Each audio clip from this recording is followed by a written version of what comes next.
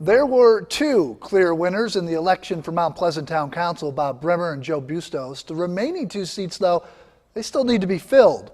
News 2's Ashley Yost found out what a runoff means for you and your tax dollars. Ashley.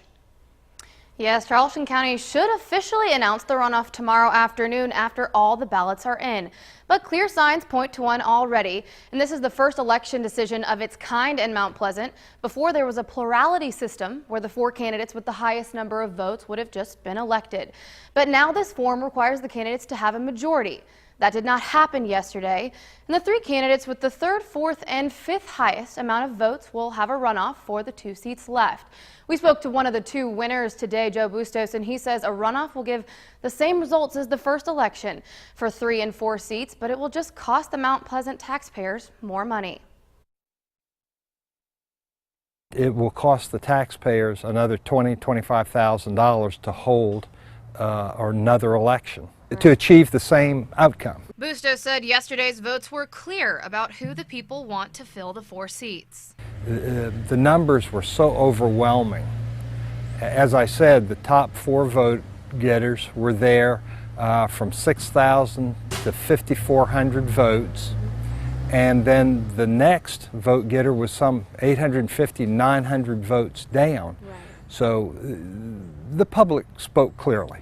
Carolyn Nelson has lived in Mount Pleasant for 40 years. She voted yesterday and says she'll vote again during the runoff.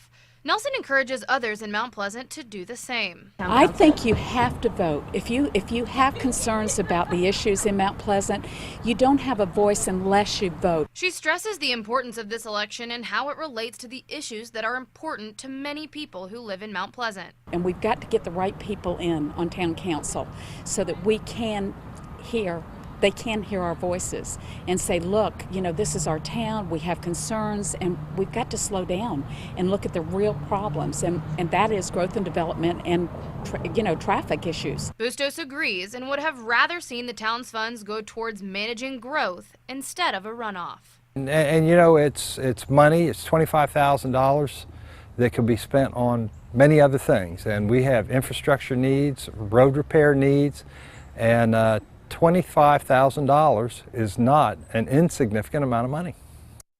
Yesterday when I spoke to voters, monitoring the growth was the most important issue on their mind.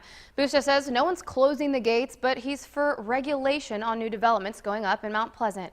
The runoff is not officially announced now. We'll have more information on that tomorrow. Live in studio, I'm Ashley Yost, News 2.